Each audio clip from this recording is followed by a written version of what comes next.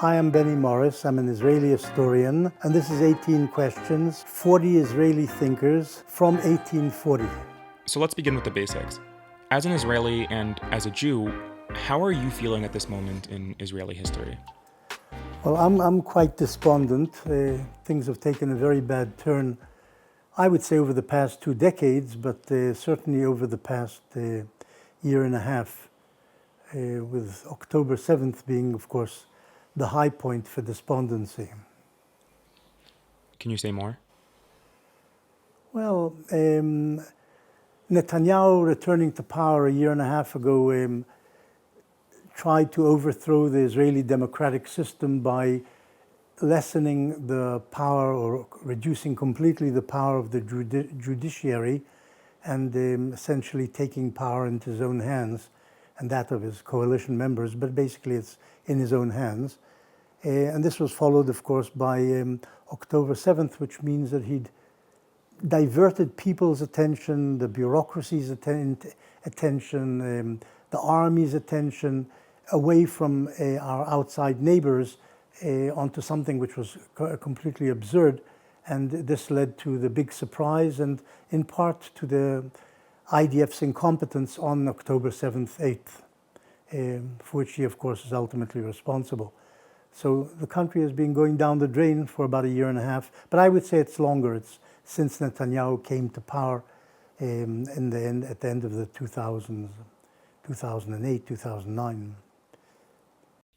What has been Israel's greatest success and greatest mistake in its war against Hamas? It's a bit early to tell. I think it underrated the power. Firstly, it was caught by surprise, the intelligence services and the army, by Hamas's attack.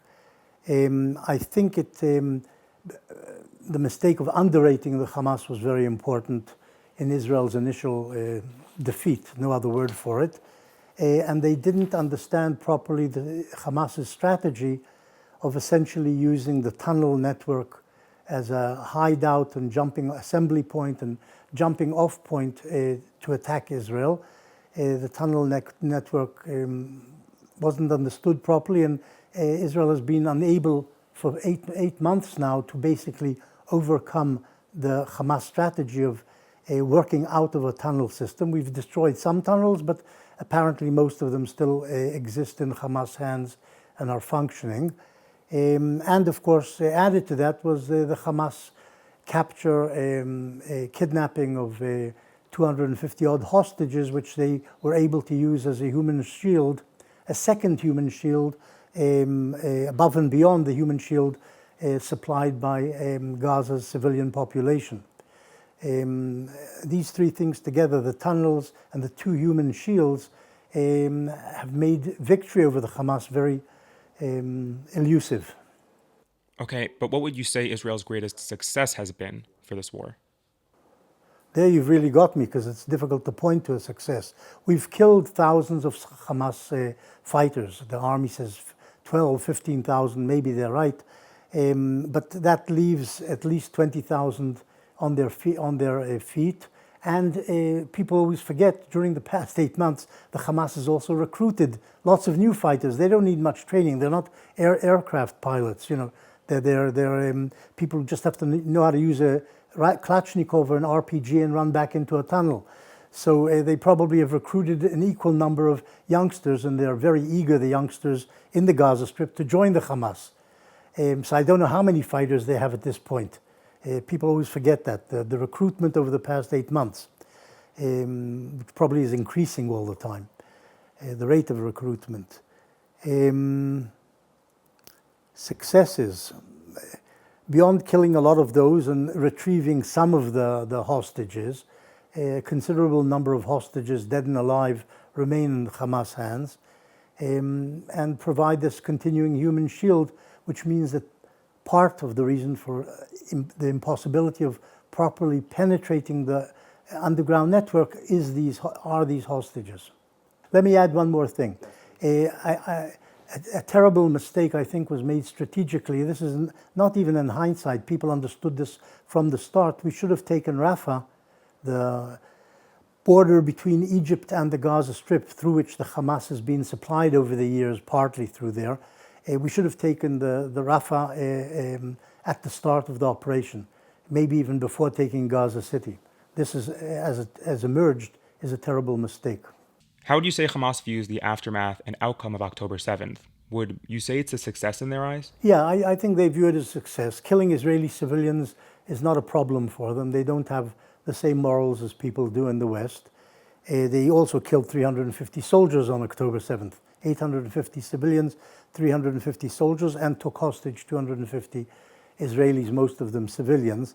They see that as a great success. I think Sinwar sees himself and will be seen, is seen and will be seen in the future in the Arab world as a type of Saladin, Salah ad-Din, a man who in the 12th century defeated the Crusader kingdom as they viewed Zionism and Israel.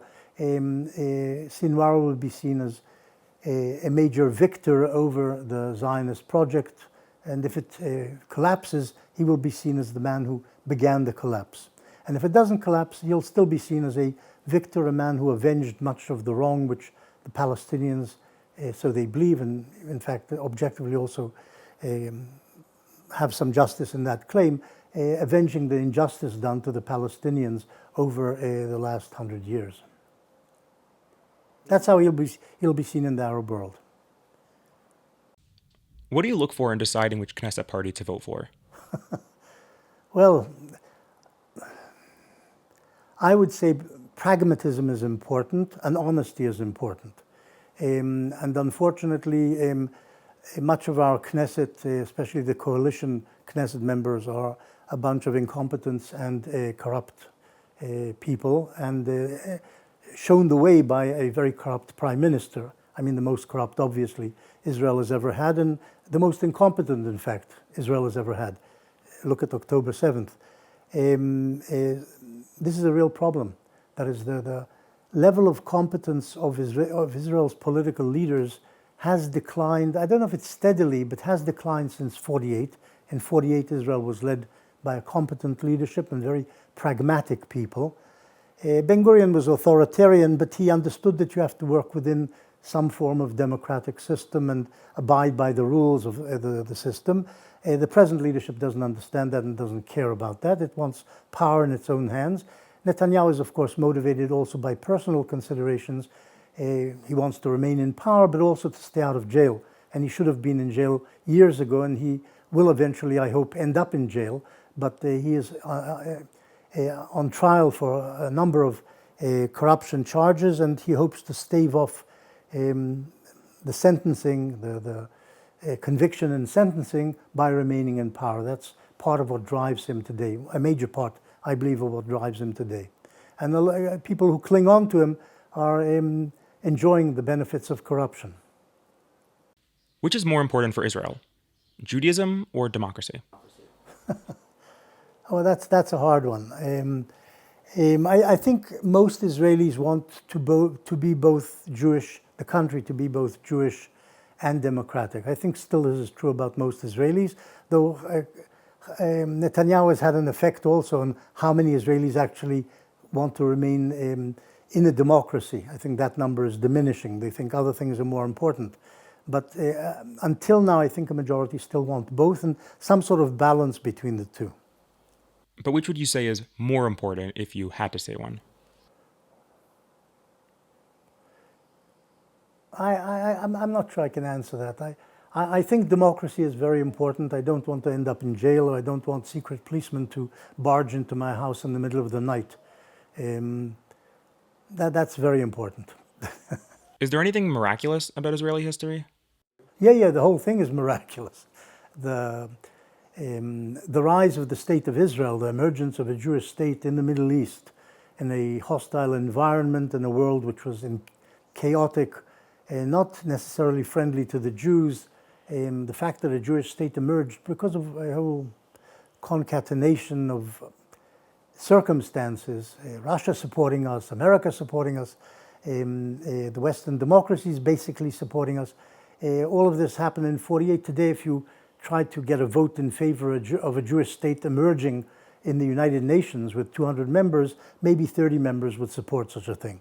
In other words, it wouldn't have international backing legitimacy. So that in itself is a great miracle. Beating the Arab states is not so much of a miracle as I have actually looked into that. We were the stronger side despite being very small in numbers. But we were the stronger side, and the stronger side usually wins in wars. But the whole thing has been miraculous in the sense that, as I say, establishing a Jewish state in such an environment and following the Holocaust is a sort of a miracle, yes. Now that Israel already exists, what's the purpose of Zionism? Well, Zionism meant to establish a Jewish state and to perpetuate the existence of a Jewish state, and that's Zionism, perpetuating a Jewish state. Some people have taken it further and said not only should it be perpetuated, but should also expand into additional territories beyond those allocated by the United Nations or conquered in the course of the 48 war. Some people think that's Zionism. I don't, and this has led us, part of the reason of what has led us into this very difficult geopolitical and international situation. So what do you think Zionism is? As I say, it's the creation of a Jewish state and the perpetuation of a Jewish state. Is opposing Zionism inherently anti-Semitic? No, not necessarily. There are people who are probably honest anti-Zionists who are not anti-Semites. They don't have anything against Jews, they like Jews, but there is an overlap today of anti-Zionism and anti-Semitism. In other words, many people who say they are anti-Zionist are also driven by anti-Semitic passions. And I would probably say that all anti-Semites are anti-Zionist, but not all anti-Zionists are anti-Semites. Look, there is anti-Semitism in the world. There's anti-Semitism in the Christian world, there's anti-Semitism in the Muslim world, and it's deeply rooted and it's been there for hundreds and hundreds of years, 2,000 years for Christian Zionism, Christian anti-Semitism. With the emergence of Zionism and the growth of Zionism and eventually the emergence of a Jewish state, anti-Semites opposed Jewish statehood, and there were, beside those who opposed the Jewish statehood for anti-Semitic reasons, there were also people who thought it's wrong to establish, perhaps morally wrong because it would be at the expense of the local Arab population, or in terms politically wrong in the sense that it couldn't last. People like Glab Pasha, who was the commander of the Jordanian army in 1948, said the end of the Jewish state, more or less said the end of the Jewish state will be like that of the Crusaders. They held on for about 200 years on the edge of the Middle East, fed through Europe, but this applies to Zionism as well in some way. But the Zionists won't be able to hold out against the whole surrounding inimical Arab world and Muslim world, which is even wider. So for practical reasons, there were people who believed that Zionism made no sense, that establishing a Jewish state here made no sense because it couldn't last. And as I say, there were those who opposed it also because of the injustice they felt would be caused to the local Arab population. It would be at the expense of the Arabs. And they were right, of course, in the end, this did happen. Today, you can see this overlap between anti-Zionism and anti-Semitism emerging in the West and among the Arabs in the Arab world. But they prefer to call what their opposition to Israel anti-Zionism and not call it anti-Semitism or say it originates in anti-Semitism, because anti-Semitism still has something of a bad name since the Holocaust, though that bad name has been fading over the decades since the Holocaust, of which many people don't know anything or don't know very much. So that's a real problem for us, for Israel and the Jews in general, this forgetfulness about what happened in Europe during World War II to the Jews. I don't know if I can expand on that. Is the IDF the world's most moral army? I don't know. Who knows if it's maybe the army of Costa Rica, which doesn't exist incidentally. Costa Rica is one of the few states in the world which doesn't actually have an army. But there are probably other moral armies, especially armies not involved in wars. It's easier to sound and be moral when you're not involved in wars. Wars often involve immorality. But I would say that the IDF has behaved over the decades, and I've sort of looked at that, over the decades, quite morally, or if you like, has tried to abide by purity of arms, as the doctrine was called in the Haganah and then the early IDF, has tried to abide by that, tried not to harm women and children and non-combatants in the course of war. This is, of course, extremely difficult to do when you're fighting in areas which are populated by large civilian populations. If you think of the '67 war in which Israel conquered the West Bank and the Gaza Strip, there were relatively few civilian casualties in those areas when Israel conquered them in a matter of days. This war in Gaza, with a very large and crowded urban population, killing civilians has been inevitable because the Hamas and the Islamic Jihad hide between, among, under civilians in their blocks of flats, in their very flats, under their flats, under the hospitals, inside the hospitals, under the schools, inside the schools. This has made a collateral damage and killing inevitable in hunting down the Hamas and Islamic Jihad fighters. They knew it and they counted on that. When they went to war on October 7th and committed the slaughter and rape and whatever of Israelis in the south, they knew that Israel would retaliate and retaliate strongly. And they counted on that Israel would be killing lots of civilians, and this would be photographed and broadcast across the world in television stations, newspapers, etc. And they would benefit from favorable international opinion, and Israel would be condemned for killing these civilians, and we've killed thousands and thousands of them. Maybe not in the number of the Hamas hands out. The Hamas probably exaggerates numbers, but thousands of women and children have been killed in the course of these operations. As I say, more or less inevitably. There's no way we could have gone after them and killed them, which is what we should be doing and are doing, without killing civilians. Which question do you think we're up to? Maybe the end. We're up to question 10. 10, okay. Yeah, halfway. You're going to record this guess about what number we're at. Yeah, okay. Go ahead. If you were making the case for Israel, where would you begin? You have to begin at the beginning. You have to begin at why Zionism exists, international discrimination, oppression of Jews, and the need for the Jews to have, who are a people, not just a religion, to have a state of their own. The Arabs have 23 or 24 states, whatever the number. Jews should have one state. Einstein pointed that out in a letter to Nehru back in 1947 when he was trying to persuade the prime minister of the emergent Indian state to support Israeli independence or the establishment of a Jewish state. And he said, the Arabs have lots of states, we should have a little sliver of a state, the Jews. That's right, it's fair. So I think that's where I would begin. And then I would go on to say that the Zionist enterprise was resisted and attacked by sporadically and growingly over the decades by the Arab population of Palestine and eventually by the surrounding Arab states, and defended itself. And in doing this, it inevitably also caused pain to the Palestinians and the Arabs. The Palestinians did not want to reach a compromise. The Zionists, led by pragmatic leaders, Ben-Gurion, Sharet, Weizmann, were willing to compromise and have a two-state settlement. Such solutions were offered to the Arabs and the Jews in 1937, 1947, the year 2000, 2008, and the Palestinians have consistently rejected the idea of a compromise based on partition and two states.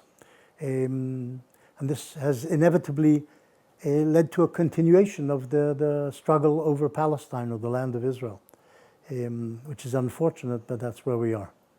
Can questioning the actions of Israel's government and army, even in the context of this current war, be considered a valid form of love and patriotism for Israel? I think so. Can you elaborate? No, I think it's quite simple. You have to question a government. You have to doubt and criticize the government and your government. And if it does things wrong, that's what you should do. It's true that there is a measure of subversion in doing so during wartime, but this isn't really a normal type of war. We're not in the middle of the 1948 war or the 1973 war. This has gone on for 8 months, and it's gone on for another 10 or 20 months. Who knows how long it's going to go on? And should be this an excuse to hold one's tongue and not object to anything the idiots running this country at the moment are doing? That doesn't make any sense. What would you say is the most legitimate criticism leveled against Israel today? I think the major criticism should be that Israel has not lined up with America in Israel under the incompetent Netanyahu, has not lined up with America in trying to find a political settlement which would get us out of this rut in which we're stuck at the moment. A political settlement means some form of Arab or Palestinian rule over the Gaza Strip, which would shunt aside the Hamas, so long as there is no alternative for the Arabs in the Gaza Strip or the Arabs around us or the international community, no alternative to the Hamas ruling the place or the IDF ruling the Gaza Strip, this war will continue in one form or another. Only in the Gaza Strip, perhaps in the north with Hezbollah, who knows. I think that's a major mistake. I don't know how exactly one would empower the Palestinian Authority, which sort of controls parts of the West Bank, to take over the Gaza Strip, or a coalition of Arab states and the Palestinian Authority. I don't know how you would empower them there, how you would get them to suppress the Hamas without use of the IDF, but that's the should be the goal, and this hasn't been the goal of the Israeli government under Netanyahu until now. It seems to think that Israel, the IDF, can just stay there and keep fighting the Hamas, and unable to destroy the Hamas properly, will have daily shootouts with the Hamas in the Gaza City or around Rafah or Khan Yunis, and this can go on for years. A war of attrition between a big conquering, occupying army and a guerrilla movement or terrorist movement working out of tunnels. And I don't think the Israeli public will actually stand for this for very long, especially as some of the public doesn't even serve in the army and doesn't seem to care at all about Israeli casualties or anything else except their own needs. Are there parts of Palestinian Israeli history that it is unhelpful for people to discuss? No. History should be an open book. People should know what actually happened, not just what people were trying to suppress at certain times so that people wouldn't know about what happened. People should know what happened, and the history should be an open book. That's my belief about what historians should do. Israeli historians in the 40s, 50s, 60s tried to suppress, shove under the carpet things which made Zionism or the Zionist enterprise or Israel look unpleasant, but that can't continue for long. As incidentally, Palestinian historians or so-called historians have tried to suppress and keep out of the books nasty things Palestinians have thought and said and done. But that's not really historiography, and people should know what happened. Do you think peace between Israelis and Palestinians will happen within your lifetime? No. Can you elaborate? There's no need to elaborate. It won't happen. Why do you say so? Neither side is willing to do the things which make peace possible, which means acceptance basically of a two-state solution, making big territorial compromises, recognizing the legitimacy of the other side. Israelis used to recognize the legitimacy of Palestinian claims, that is, secular, liberal Israelis used to, even while, of course, endorsing Zionism. Today, more and more Israelis don't recognize Palestinian claims or legitimacy at all, and Palestinians have never recognized the legitimacy of Zionism or Zionist claims, the legitimacy of Israel, and continue not to recognize its legitimacy. And so long as that basis of psychological and emotional basis is important, there won't be a two-state settlement. What should happen with Gaza and the Palestinian-Israeli conflict after the war? That's a big one. I have no idea. There should be, as I said, I think some sort of deal in which the Western powers and the Arab moderate states, the Sunni states, and the Palestinian Authority in some way will control the Gaza Strip in place of the Hamas and in place of the IDF. Because both Hamas rule and IDF rule are not a recipe for peace in the future in the Gaza Strip.